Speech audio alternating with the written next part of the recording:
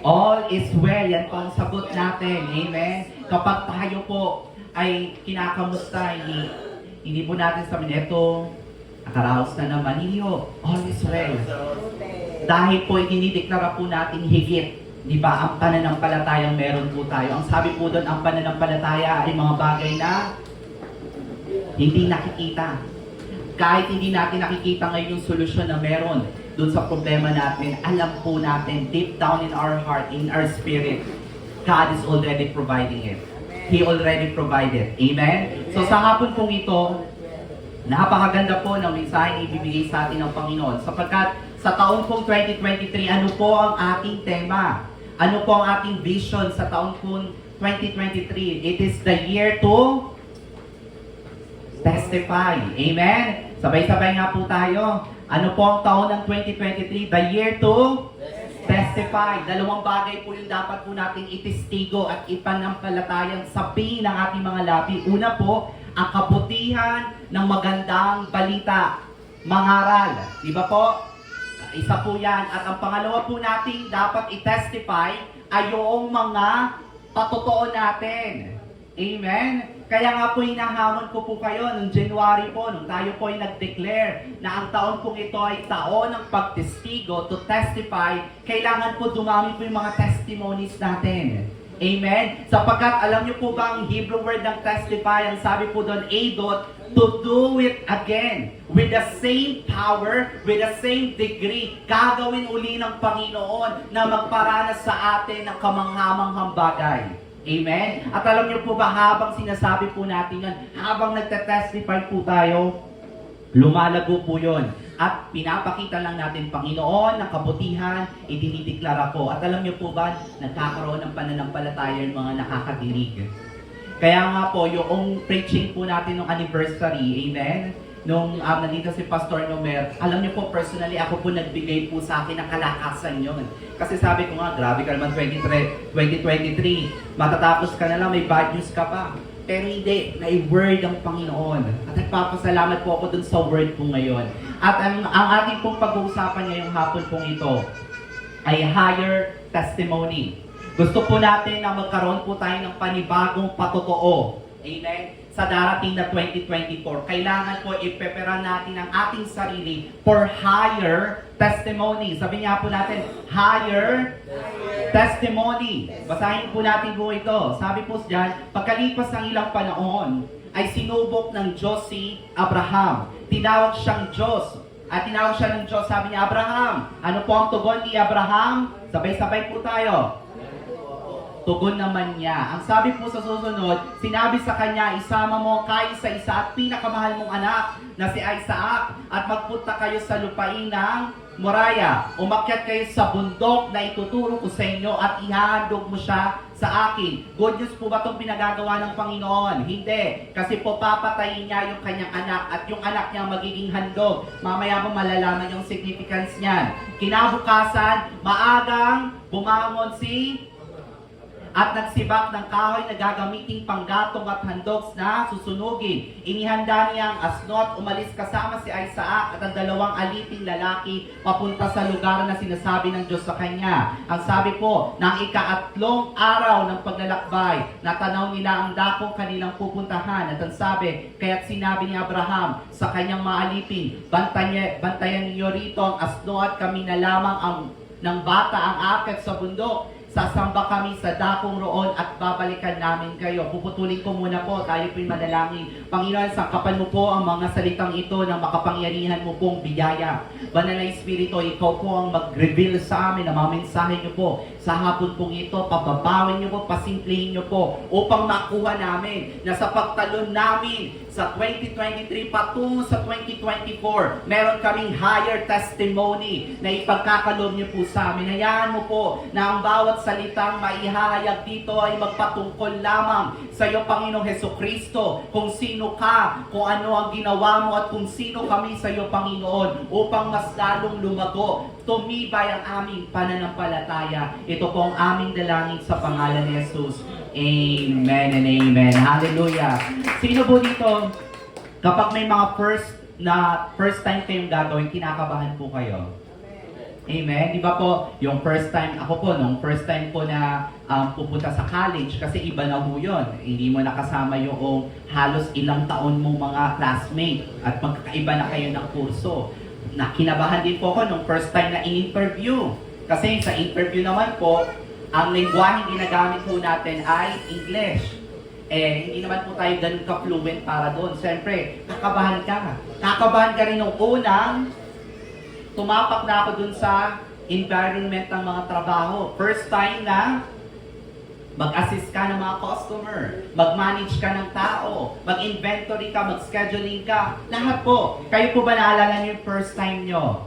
At yun po ay importante at yun po ay nakakaba. Di ba po? Sino po dito yung mga first time na nakipag-date? Di ba po? Hindi natin alam ano bang ginagawa sa date. Ano bang dapat sabihin? Magastos ba ang date? Nakakabahan ka. Kasi ang gusto mo, ma-experience mo yung the best. Pero sino po dito ang nakaranas na ng unang adventures nila? Amen? Sino po dito nakapag-hikings na? Sino po dito nakapag-akit na sa bundok, pumunta sa karagatan, gumawa ng mga trailing activities? Amen? Alam niyo po, ito pong unang pagkatawag kay Abraham sa Genesis chapter 22 verse 1 ay unang pagtawag ng Diyos na ang tao po ay umakyat sa bundok. At napaka-importante po ng mga first sa Bible. Meron po yung tinatawag sa hermeneutics na rule of the first mention, yung kauna-unahang binanggit ng salita. At ito po ay napaka-importante. Nung tinawag po ng Panginoon na ang tao, binigyan siya ng pagsubok. Tama? Genesis 22. Wala po kayong makikita ang artikulo or chapter or verses sa Bible na tinawag ng Diyos ang tao papunta sa bundok at siya ay bibigyan ng pagsubok. Pero mamaya po, papalitan po natin yung word na yung sinubok dyan. Kasi po, babasahin po natin yan at aaralin po natin yan sa wikang English. Ang sabi po dito, adventure can challenge you beyond your limit. Sino po dito nakakapanood ng bungee jumping? Sa TikTok, sa YouTube, yung patiwarik, yung mga pananakot po ng mga tita at nanay ng bata kayo na ibibitin ka patiwarik. Yun po ay extreme activities. Na itatali ka sa paa, tapos nandun kayo sa parang bridge na walang sagabal sa gilid, at ihuhulog kang patiwarik. Diba? At yun po ay challenge beyond your limit. Kaya ko ba to? Magagawa ko ba to? O yung tumalon ka lang dun sa mga cliff, diba? At patungo dun sa ilog o sa dagat. Grabe rin po yung acceleration yun. O sino naman po dito nakasakay na sa roller coaster? O kahit po yung dyan na lang, dyan sa, sa ferry, ano bang pinaka-extreme dyan? Basta yung extreme rise dyan. Diba, adventure din po yun na kapag nagawa mo, grabe, you made it. Kaya ganun din po. And challenge to break out to a prevailing norm and break in a new normal. Alam niyo po, may mga bagay pong ipapakita sa atin ng Panginoon sa pagtawag niya sa ating pag-akyat sa bundok. Ibig sabihin po ng bundok, pataas, ay yung mindset natin na itataas, ay magkakaroon po tayo ng mga challenges. At ang mga challenge pong ito ay invitation for obedience. Hello? Ang pagtawag pong ito ay imbitasyon para sa pagsunod mo. Hello? At hindi po ang pagsubok na binibigay ng Panginoon dito ay sakit at karamdaman at paghihirap. Hello? Hindi po ang Diyos ang nagbigay noon. Hindi tayo bibigyan ng mga bagay na tinapos ni Jesus sa krus ng Kalbaryo. Ito pong pagsubok na ito ay imbitasyon sa pagsunod mo. Ikaw ba ay tataas sa bundok? Are you going up high in the mountains? Ang sabi po dito, adventure often associated to a higher way of thinking. Ibig sabihin, pag tayo ay tinawag sa pagsunod ng Panginoon, ang unang ipinabago sa atin at kailangan magkaroon ng pagbabago ay ang ating pag-iisip. Sabihin nyo nga po, pag-iisip. Dahil tayo po ay mga ligtas na. Sino po dito mga ligtas na? 100% sure. 100% sure siya, naligtas siya. Sino po? Amen? Ibig sabihin po, ang susunod na proseso sa atin ay yung higher way of thinking. Yung pagbabago ng ating isipan. Amen? Kaya nga di ba yung awitin natin, panahon ng Pagbabalik loob sa kung sino ka kay Jesus, ikaw. Ibig sabihin, magbago tayo ng pag-iisip. Kung gusto natin ng panibagong adventure sa Panginoon, kailangan bago yung ating isipan. Sapagkat yung mga bago lang ang may pag-iisip, yung makakasumpong ng panibagong adventure sa Panginoon. Ang sabi po dito, often associated to a higher way of thinking to perform the risk and overcoming the danger. Alam niyo po, ang tao po, nakadesenyo kasi tayo na kung ano lang o kung saan na tayo komportable, doon na lang tayo. Tama, mali? Ito na yung nakasanayan namin, hindi ko na pwedeng baguhin. Ito na yung ginagawa namin, nakagistan po natin. Alam niyo po, sa business, hindi pwedeng kung ano yung nakagistan nila, yun na yung gagawin nila kasi pabago-bago ang takbo ng merkado. Kailangan sumabay po yan. Hindi naman kailangan maging trending, pero meron silang innovation. At tayo rin po, bilang tayo mga Kristiyano, kung gusto natin ng higher way of living, it takes higher way of thinking. May pagbabago sa ating isipan. At yun po yung pinatunayan ng Diyos kay Abraham. Kaya po sa susunod na verse, sabi sa verse 2 ng Genesis 22, pagkalipas ng ilang panahon, sinubok ng Diyos si Abraham at tinawag siya ng Diyos, Abraham, narito po ako. Nakita niyo po yung promptness, yung mabilisang tugon ni Abraham nung siya ay tinawag ng Diyos. Ano po ang tugon niya lagi? Ano po ang tugon niya agad? Narito po ako.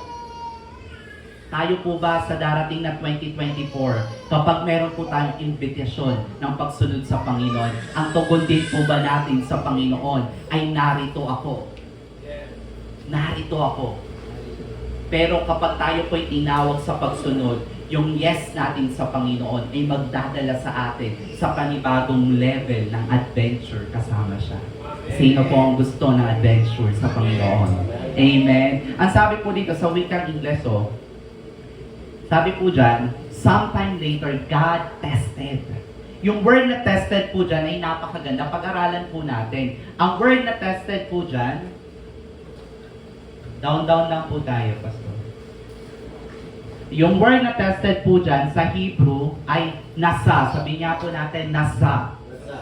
At ang ibig sabihin po niyan ay the idea of proving the quality of something. Ibig sabihin yung pagsubok na ibibigay kay Abraham ay hindi pagsubok para siya ay mag-fail. Kundi ang pagsubok ito ay maglalabas kung ano yung meron na si Abraham. Hello? Yung pagsubok na ito ay magdadala sa kanya kung ano yung pananampalatayang meron na siya sa loob patungo sa labas. Kaya nga po may imbitasyon ng pagsunod. Hello? Kaya alam nyo po, may mga pagsubok tayong daraanan at makakamtan sa 2024. Pero guess what? Hindi yun pagsubok para ikaw ay bumitaw, para ikaw ay sumuko. Yun po ay imbitasyon upang ang pananampalatayang meron ka na ay makitang totoo at sigurado. Hello? Totoo at may quality. Hello, sabi nyo nga po quality. Quality. Sino ba dito may gusto sa pucho-pucho? O dun sa mga medj-medj? O dun sa basta-basta lang? Di ba hindi? Ang gusto natin yung laging the best. Alam niyo po ba na ang pananampalataya po natin dahil kay Kristo, the best? Ilalabas ng Panginoon yun sa pamagitan ng testing, ng pagsunod, ng imbitasyon ng pagsunod. Ilalabas ng Panginoon yan. Ang sabi po dyan, when God tests, it is an invitation for obedience. The test is meant to reveal what's already in us. Alam niyo po ba, kaya po kung babaguhin natin salitang balikan nga natin, Pastor, sa verse 1, pagkalipas ng ilang panahon, dapat po hindi po sinubok, kundi sinulit. Di ba po yung pagsusulit? Ano po bang nire-reveal ng pagsusulit? Kung ano ang laman ng mag-aaral. Tama, mali? Kung ano ang natatandaan mong mag-aaral. Hello? Yun po. Kaya po, pwede natin palitan yan dahil po sa Greek, sa Hebrew niyan ay nasa pagkalipas ng ilang panahon, sinulit ng Diyos si Abraham at tinawag siya ng Diyos. At sabi niya, narito po ako. Alam niyo po ba, always and always, nung pumunta si Abraham sa Canaan, ay nung nanggaling siya sa Ur of Chaldees, yan po yung Ur of Chaldees. Diba? Bayamang lugar ang Ur of Chaldees. Pero ang sabi ng Panginoon, tara Abraham. Di pa siya Abraham noon. Kaya po sa verse ng Genesis chapter 12, sinabi ni Yahweh kay Abraham, lisanin mo ang iyong bayan at tahanan ng iyong ama at ang kamag-anak at pumunta ka sa bayang ituturo ko sa iyo. Paparamihin ko ang iyong mga anak at apo at gagawin ko silang isang malaking bansa. Pangako po ba ito? Pero, yung sinabi ng Panginoon, balikan po natin picture. Sa tingin nyo, kung ang lugar na ito ay lugar ng kasaganan, pabor, at himala, or sabihin na natin magagandang bagay, aalis ka ba dito? Hindi. Di ba yung normal default ng isang tao, tama? Kapag maganda yung kinikita mo, pag maayos na yung sitwasyon mo, pero sinabi sa'yo ng Panginoon, maglingkod ka sa akin. Maglingkod ka ba? Hindi. Kasi ang ganda na nito eh. Lord, kumikita ako ng malaki. Napakaayos ng buhay ko. Pero yung pagtawag sa iyo ng Panginoon, ang sabi ng Panginoon sa akin, lisanin mo itong bayan na ito, ang tahanan ng iyong ama, at pupunta ka sa bayang ituturo ko sa iyo. Sa tingin niyo po, may idea si Abraham doon sa pupuntahan niya? Wala. Hello? May idea po ba siya? Wala. Pero ito po yung pinanghawakan ni Abraham. Paparamihin ko ang inyong mga anak at apo at gagawin ko sila ng isang malaking bansa. Pagpapalain kita at gagawin kong dakila ang iyong pangalan at ikaw ay magiging pagpapala sa marami. Guess what? Wala tayong kaalam-alam sa 2024. Yes? Mula bukas hanggang sa dulo ng December 31 ng 2020, hindi natin alam ang mangyayari. Ang dala-dala lang natin, pangako ng Diyos. Lalakad ka ng may pananagumpay at taas ng noo na hindi mo nasasabihin sa sarili mo, kamusta ang January 1 ko? Ano ang kakainin namin sa January 2? Ano ang gagawin ko sa January 3? No! Ang dala-dala mo yung pangako ng Panginoon. Ang sabi ko, Panginoon, hindi mo kami pababayaan at hindi mo kami iiwan. Ano ang ikakawala ng aking pananampalataya? Kaya nga po, nauna yung kailangan baguhin natin yung takbo ng ating pag-iisip. Kasi alam niyo po, ang ninadakaw sa atin ng kaaway, hindi po yung kaligtasan mo, sapagkat alam niya na ligtas ka na. Pero ang kaya niyang nakawin sa iyo, yung pananampalataya mo at pag-iisip mo dun sa mga pangakong binitawan ng Diyos. Amen? Pero hindi na. Sapagkat alam natin na sa pagbabago ng ating isipan, makakamtan natin yung higher testimony for 2024. Amen? Hallelujah! Ang sabi po dito, napaganda po ng mensahe niya. Sa Hebrew po ay nasa. Pero po sa Greek po, ang word na test or tested ay dokimazo. Ang dokimazo po ay sabi po dyan, to put to test, prove, or examine. Pero may isa pa pong meaning yan. To be approved. Alam niyo po ba na bago ka i-test ng Panginoon, He already approved you sa test na yon. Nakikita niya yung potential mo. Nakikita niya yung galing mo. Nakikita niya na itong pagsubok mo na ito ay malalagpas mo ng may flying colors. Kasi alam mo sa sarili mo, ang Diyos ang naglagay sa akin to. Alam niya yung capacity ko. At alam niya yung kakayanan ko. Mapagtatagumpayan ko to. At tatalon ako dito na hindi amoy sunog, kundi amoy ng may pagpapalat katagumpayan na nagagaling sa Panginoon. Hello?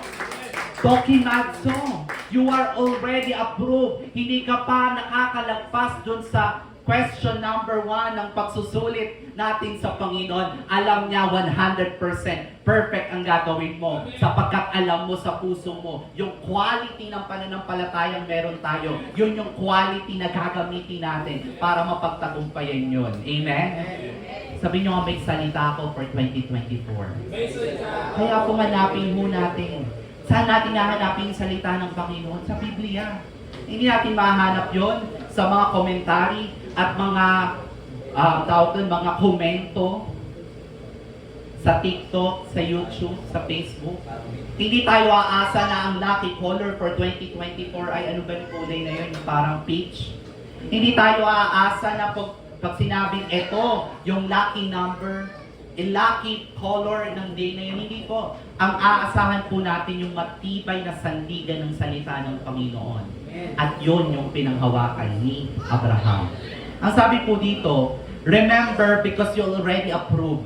True progress is staying on who you really are. Alam niyo po, yung mga mensahe pong dadali ng Panginoon for 2024, pagiging solido ng ating pagiging anak at pagkakakilala natin kung sino ang Diyos.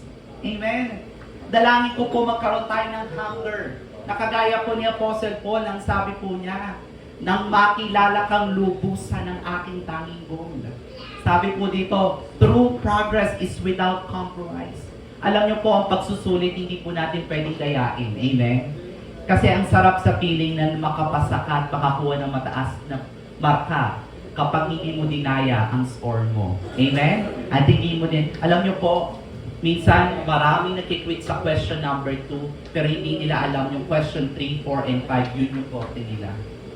Pero kapag inayaan mo ang iyong sariling mag-give in dun sa proseso na ibibigay ng Panginoon, sa pagbabago na ibibigay ng Panginoon, ida-direct ka niya at makakatapos ka sa pagsusulit ng matagumpay. Amen? The height that we go with God is directly connected to the depth of our understanding of our identity. Mamaya po babalikan po yan. Ang sabi po sa verse 2, sinabi sa kanya, isama mong kaisa-isa at pinakamamahal mong anak. Tandaan niyo po yung mga word na yan, mamaya po magkakaroon po yan ng magandang implikasyon. Pinakamamahal mong anak na si Isaac at magpunta kayo sa lupain ng Moriah. Ang Moriah po sa Hebrew, ang ibig sabihin po niyan is the scene of God. God sees. Ibig sabihin po, para po mapababaw natin, nung siya ay paakyat si Abraham kasama ang kanyang anak, nakikita ng Diyos si Abraham. May mga pagkakataon po ba sa ating buhay, lalo ngayong 2023 na para bang hindi naman ako nakikita ng Panginoon. Habang pataas ka dun sa adventure mo, habang pataas ka dun sa pagsusulit, parang hindi naman ako nakikita ng Panginoon. Pero alam niyo po, sa bawat bundok po na aakyatin natin na tinatawag tayo ng Panginoon, come up here, nakikita tayo ng Panginoon. At kasama natin ang Panginoon. He sees you. Amen. Nakikita tayo. At umakyat kayo sa bundok. Ano po ba ang shape ng bundok? Diba? Usually po, pa-triangle. Kahit po ipag-drawing nyo yan sa mga bata, hindi man po sila mag-drawing ng bilog. Diba? Ang i-drawing nila lagi ay triangle. Tatlong triangle. Kasi yung bundok, diba, pag ganun-ganon. Nakikita po nyo po yung triangle. Habang pataas po ay paliit ng paliit. Alam niyo po, ang una po natin dapat malaman sa hapon pong ito. Number 1, 3 things about higher testimony. Number 1, higher testimony requires sacrifice. Certain things that you need to let go. Balikan natin yung mountains. Pataas, di ba? Habang, alam niyo po bang walang adventurer or hiker na dala-dala niya yung ref ng bahay nila. Meron po bang umakyat ang bundok, dala nila yung ref? Kasi baka ko dun along the way, bumaho yung damit ko, kailangan ko ng ref. Meron po bang ganun? Kapag nag-hike po sila, travel light. Kung ano lang ang kailangan. Alam niyo po bakit mahirap yung pinagdaanan natin ng 2023? Kasi marami po sa atin, dinadala po natin yung mga non-essential thing sa pagsunod natin sa Panginoon. Akala natin kasi importante ito Dala-dala mo yung isang bag, dala-dala mo pa yung isang bag, may backpack ka pa, may tote bag ka pa, may belt bag ka pa. Ang kailangan sa pagsunod sa Panginoon, light. Ano po yung dapat nating iwan? Yung kailangan nating iwan sa ating buhay, yung mga lumang pag-uugali natin sa pagtawag po ng Panginoon at pagtawag sa atin, come up here, sumunod ka sa akin. Kailangan po nating iwan yung lumang pag-uugali, yung maling pag-iisip, yung dekadang pagkakamali na paulit-ulit na sinasabi sa atin ni Satanas na ito yung kasalanang meron ka. Hindi ka makakasunod sa Panginoon. Kailangan po natin iwan yon. Kailangan natin iwan yung yabang na alam na natin ng lahat. Dahil habang tayo'y sumusunod sa Panginoon, habang tayo'y tinatawag ng Panginoon pataas sa bundok at sa pagsunod sa Kanya, ang sasabihin mo lang, I do not do or know anything. I just know you, Jesus, and I will follow you. At ang sabi po dito ang huli, kailangan nating iwan yung mga maling relasyon na nagpapabigat sa ating buhay. Hello? sacrifice. Higher testimony requires higher sacrifice. Ano yung mga bagay na kailangan mong iwan? Diba pag nag-sacrifice tayo, parang inconvenient yun sa atin. Ano yung mga inconvenient things na kailangan nating iwanan? Alin yung mga lumang pag-uugaling kailangan na nating iwan? Ano yung maling pag-iisip na kailangan na nating iwan? Ano yung dekadang pagkakamali na kailangan na nating tapusin? Sapagkat hindi na tayo alipin ng kasalanan. Ano yung mga yabang natin? Na alam ko na yan. Alam ko na to, Lord. Ganito yung ginawa namin nung nakaraang taon. Ganito yung gagawin ko ngayon. Guess what? Walang pagbabago sa paulit-ulit. Pero pastor, may consistency ang paulit-ulit. Yes. Pero if you want higher testimony, you need to change the way you look at things, especially sa pagsunod natin sa Panginoon. Hello? Amen? No sacrifice initiated by God and done for God will ever lack significance. Alam niyo ho, sa bawat sakripisyo po natin, di ba sinabi po natin, ang Moriah, yung bundok na pupuntahan nila, ang ibig sabihin ay God sees. Nakikita ng Diyos. Wala pong sakripisyo sa atin sa pagsunod natin na hindi nakikita ng Panginoon. Amen? Kaya po, ano man ang gagawin nyo, mag-decide kayo ngayon sa pagsunod nyo sa 2024. Ahakbang tayo na may mga bagay na iiwanan tayo. Ma-inconvenient ka. Pupunta ka doon at mangangaral. Bakit pa? Pagod ako sa trabaho. Alam niyo po, wala na nag-decide po kami. Ako po personally na maglingkod sa Panginoon, parang wala po akong rest day. Ang rest day ko po paglalaba. Pero, ginagawa po natin yun. Napapagod po ba? Yes. Pero alam niyo po, ang lagi kong iniisip, kung ang Panginoong Hesukristo natin nag-sacrifice ng kanyang sariling buhay, parang sino tayo para hindi mag-sacrifice ng kakonting oras natin para maibahagi ang mabuting balita. Amen? Ang sabi po dito, ang pangalawa po natin kailangan matutunan ngayon, higher testimony requires preparation. Paghahanda. Amen? Ang sabi po dyan, sa Genesis 22 verse 3, sa NLT, the next morning, Abraham got up. Oh, grabe naman yun. Papatayin yung anak, pero gumising ng maaga. Tama, mali? Maganda po ba yung gagawin ni Abraham sa Moriah? Hindi. Pero, he got up. Alam niyo, pag may pinagagawa sa atin na pala, kailangan maging maagap tayo. Hello? Hello? Kailangan maging maagap. And your life sa 2024, alam niyo po, ay challenge niyo. Kung alas 3 po ang ating pagsamba, before alas 3, 15 minutes before 3 p.m., dapat nandito na po kayo. We got up early. Amen? Walang malilate sa pamilyang to. Amen? Wala. Sabihin na traffic, no. Huwag po natin i-excuse ang traffic. Bakit po? May traffic po talaga. Amen? Ang kailangan pong mag-adjust sa atin yung ating mindset. Ganun po ako, kaya po naman ako yung sa daddy ko eh. Pag sinabing 3, nagpe-prepare na po kami maaga. Kasi kailangan mga 15 minutes or mas early pa doon, nandun na tayo. Kaya sabi po sa akin, alas 5 papasok po, bakit umaalis ka na ng alauna? Kasi traffic. Hindi tayo papayag na malilate tayo. Ganun din po si Abraham sa kanyang pagsunod. Pero ito po ang interesting part. Then he chopped wood for a fire. Bundok yung pupuntahan niya, tama? Posible po ba na may kahoy doon? Meron, right?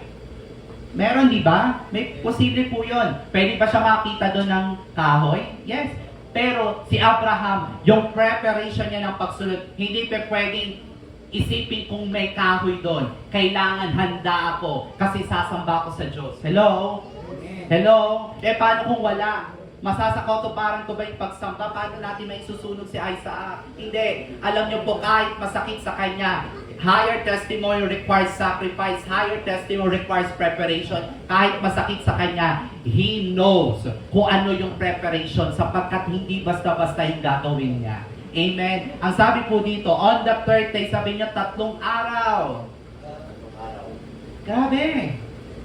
Maaga na siyang gumising, papatayin niya yung anak niya, pero yung paglalakbay nila patungo dun sa bundok ay tatagal ng 3 araw. Hello? Grabe yung pagsunod. Kasi grabe yung gagawin ng Panginoon. Ang sabi po dito, pangatlo po, dito na po ako magtatapos. Higher testimony requires your sonship. Ang sabi po sa next verse dyan, ang sabi ni Abraham sa kanyang mga alipin, stay here with the donkey. Abraham told the servant, the boy and I will travel a little farther. We will worship there. And then we will come back, right back. Sinabi ba ni Abraham dito sa passage nito that, and then I will come back? Meron po bang I dyan? Ano po yung ginamit na we? Ilan po ang we? More than one. Sino po ang aakyat doon? Siya at yung bata. Pero di ba, ihahandog niya si Isaac? Nakita niyo po, sa passage na lang pong ito, ipinapakita na ni Abraham yung pabor na gagawin ng Panginoon na hindi papayag ang Diyos mamatay ang aking anak. Kaya ako susunod sa Kanya na siya na nagbigay sa akin na kaisang-isang anak. Kaya niyang kunin, siya din ang magpapalik. Kaya kung ano ang nawala sa iyo ngayong taon, ang Diyos ay nakikita yan. At kaya niyang sabihin sa iyo, maglalagay ako ng buhay, ng panibago sa buhay mo. Ang kailangan ko lang, sumunod ka. Sumunod ka. Kaya po, di ba? What tested means? It is to produce and to show off kung ano yung meron na kay Abraham. At hindi niya sinama yung mga servant. Kasi alam niyo po, kung gusto niyo po talaga ng higher testimony, iiwan natin ang pagiging lingkod natin. At tayo po'y lalakad bilang isang anak. Tumawag tayo sa Panginoon bilang isang anak. Amen? Bilang isang anak. Ano po ba yung anak? Yung anak po ba magpapaalam pa sa nanay pag kumuha sa ref? Grabe, hindi nga eh. Kahit nga po may kandado yan, di ba may nauso ng kandado yung ref dahil nauubos ang ano, kukuha pa din. Ang anak ba ay magpapaalam pa sa magulang na, Nay, pwede bang matulog na lang ako? Nung bata kami, pinapatulog mo kami, ngayon lumaki na kami, ayaw mo kami matulog, ang gulo mo naman. Di ba? Hindi. You can do whatever you'd like to do kapag ikaw ay parte ng isang pamilya, tama? Hindi ka na magpapaalam, pwede po ba kumain? Pwede po bang maglaba? Hindi. You will do everything. Ngayong 2024, God wants to say sa atin po na kailangan kang magsabi sa Panginoon at panampalatayaan mo, Lord, akin na itong 15,000 na tuition fee ko. Tinatanggap ko na to. Hindi tayo nang hihingi. Dinideklara na natin kung ano yung meron sa atin. Amen? Hallelujah! Kaya po next verse, sabi po sa next verse. So Abraham placed the wood for the burnt offering in Isaac's shoulder. Sino po naalala nyo na pumasan ng kahoy din, paakyat ng bundok? Si Jesus. Alam niyo po ito pong kwento pong ito, hindi lamang po kwento ni Isaac at ni Abraham ng pag-aalay. Ito po ay kwento ng Diyos Ama at ng kanyang anak. Pinuforeshadow niya po dito yung dakilang gagawin ni Jesucristo sa pusang Kalbaryo. Naalala niyo po yung pinakamamahal mong anak. Naalala niyo po kanina yun? Sino po ba pinakamamahal na anak? Jesus. Ito po ay type and shadow ng gagawin ni Jesus. While he himself carried the fire and knife as the two of them walked together. Ang sabi po dito, because ang sabi po dito sa Hebrews 11:17-19, because Abraham had faith when he was tested, he gave his son Isaac as a gift on the altar of worship. God made a promise to Abraham that he will give his son. And yet, Abraham was willing to give his only son as a gift to the altar in worship. Next verse, sabi, God has said to Abraham, your family will come to Isaac. And Abraham believed. Sabi nyo nga po, believe. Tagalog, maniwala. Manampalataya. Ang sabi po dito, God has able to bring back Isaac back to life. Alam niyo po, yung Abraham na sasamba sa bundok ng Moriah ay hindi na po siya yung Abraham nito. Pakita po natin. Hindi na po siya si Abraham na unang tinawag ng Panginoon. Yung nagsinungaling kay King Abimelech. Yung nagsabi kay Lot, daw sige Lot, mamili ka kung saan mo gusto. Kung anong matira, akin yan. Ang sabi niya, God made an agreement in Abraham. He reaffirmed the promised child. Abraham rise again. Isaac was born. Alam niyo po ba, yung Abraham sa Genesis 22 ay ibang Abraham na. Sapagkat yung Abraham ngayon, ayon yung may pananampalatayang sa Diyos, na ikaw ang nagbigay, ikaw ang magpapalik. Kahit mamatay at iaalay si Isaac, alam kong bubuhayin siya muli. At yun din po yung pangakong ibinigay sa atin. Kaya po, alam niyo po, na-imagine ko, nung nag-yes si Abraham at papatayin nila si Isaac, nakikita ng Diyos Ama kanyang sarili kay Abraham na darating ang isang pagkakataon, iaalay ko ang aking anak sa bundok ng Golgota, ipapako siya at hindi ko siya matignan dahil kailangan niyang dalhin ang lahat ng kasalanan. Ganun kadakila ang pagmamahal ng Diyos.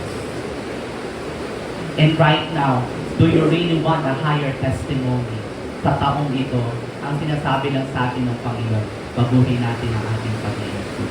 Kayo pong lahat ito ngayon. Hallelujah, Lord. Higher testimony. Basahin po muli natin yung tatlong napakahalagang natutunan natin sa hapon po nito. 3 truths about higher testimony. Amen. 3 truths about higher testimony. 1, higher testimony requires sacrifice. Mga bagay na kailangan natin iwan na nagpapabigat sa atin. Higher testimony requires preparation. Paghahanda. Higher testimony requires yourself. Pwede mo ba sa oras pong ito, sabihin natin, ako'y anak ng Diyos. Ako'y anak ng Diyos. Sige po, sabihin po natin, ako'y anak ng Diyos. Ako'y minamahal ng Diyos. Ang Diyos ay umiibig sa akin. Nakatingin ang Diyos sa aking buhay. Alam ng Diyos ang bawat detalye ng aking buhay. Hallelujah. Just want to thank you, Jesus. Napakadakila mong talaga. Hallelujah. Sa bawat panahon, ikaw ang may akda. Hindi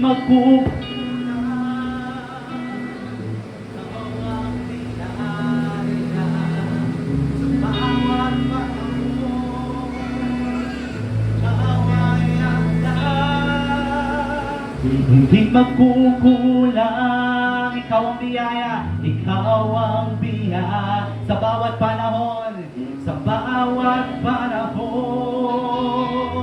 ikaw ay akda, hindi magkukulang, ikaw ang biyaya, ikaw ang simula, ang aking gitna. Hanggang sa wakas, ikaw ang biyaya, ikaw ang simula, ang aking gitna, ang aking gitna. Hanggang sa wakas, ikaw ang biyaya.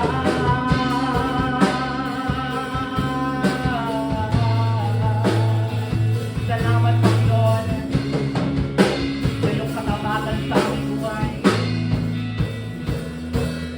Panahon ng pagluha at pagtawa, pangluluksa at pagdiriwang, ikaw ang kasama, pagtuturo, disiplina at pagpapasya sa bawat panahon, sa bawat panahon, sa bawat panahon.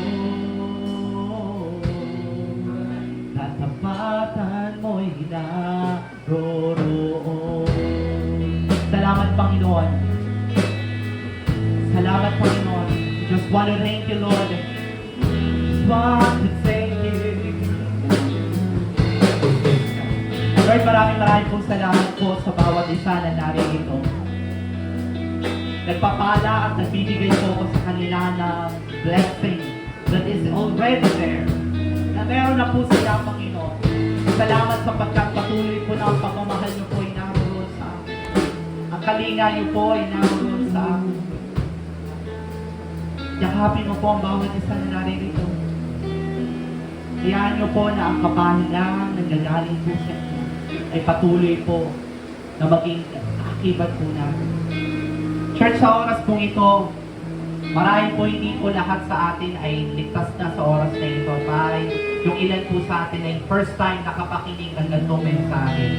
Sa oras pong ito ay mananalangin po tayo ng prayer of acceptance. Dalangin po po, sumunod po tayo.